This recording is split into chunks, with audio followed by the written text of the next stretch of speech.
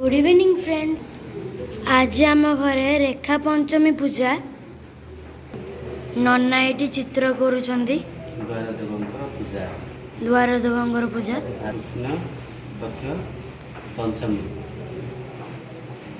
आज भाद्रव मास कृष्ण पक्ष पंचमी तिथि। श्री भैरवाय नमः, गणेशाय नमः, महादेवाय नमः सबु कबाटे लिखाई। श्री श्री भैरवाय नमः। बहु कबाटरे चंदन सिंदूर हलदी आ फूल दो।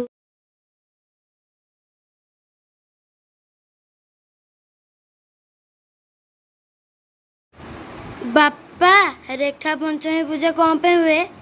हुए विभिन्न घर तुष्टिकरण महादेव को प्रार्थना करा जाए। महादेव भैरव गणपति महादेव एवं भैरव करे पूजा करा जाए। घंटाकर्ण महावीर सर्वव्याधि निवारण सर्वोपद्रव संघात विद्रावण हर प्रिय कंटेजस्य महानील भूषणस्य पन्नगा तेजांसी तस्य देवस्य रक्षन्तु मम मंदिरम। आम घर रक्षणाबेक्षण निमंत यहाँ हुए। तापर हूँ आउ गोटे पद जेन बद्धो बलिराजा दानवेन्द्रो महासुर तेन तामपि बध्नामि रक्षमाचरमाचल। द्वारदेव नमस्तुभ्यं नमस्ते नंदिकेश्वर। पंचमी निशि पूजायां रक्ष रक्ष महेश्वर श्लोकरे पूजा करा जाए। आम घास बिड़ा कराई से घंटा कर्ण बोली कहती से पूजा करा जाए। एठी घंटा कर्ण तैयारी की थुआई। पूजा सरला परे एटा सब लगाव, सब दुआर रे बंधा हब। पूजा ପାଇଁ खीरी पिठा सब कराई। एटी पिठा खीरी। एबे दादा आसीबे, आमे पूजा देखिबा। दादा पूजा करबे एबे स्टार्ट करछंदी।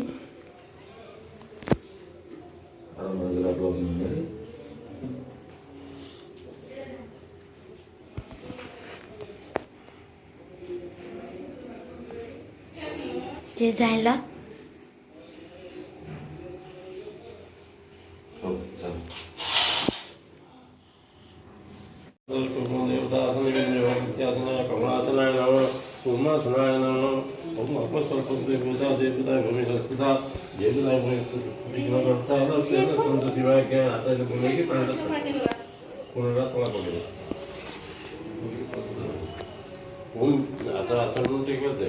ओम विष्णु ओम विष्णु ओम विष्णु।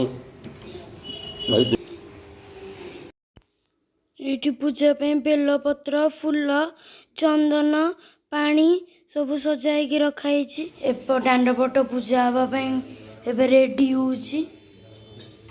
एबे खीरी लगाउची पिठा पर।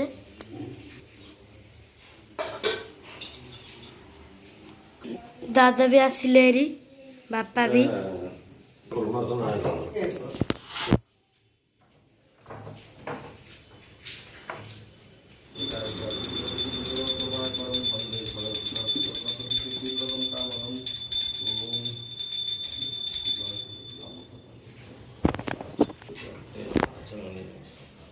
खाली फोटो उठा एडी नानी बसची। हमरा सब बंधा एटा सब घंटा करना।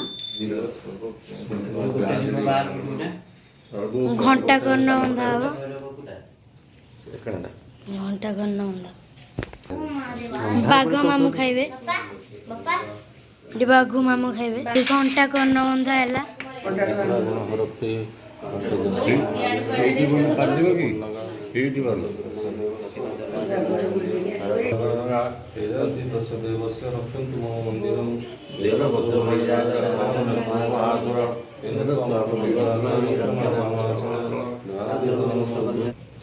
ए पूजाटा सबु रूम पाखे हुए। सबु कबाटरे ठाकुरंकर ना लिखाई थाए।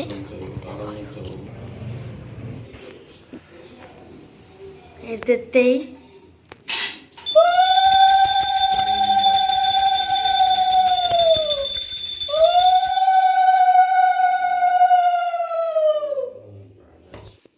आपण माननकु ए वीडियोटी किपरि लागिला कमेंट करिकी जणाइबे see you in next blog thank you.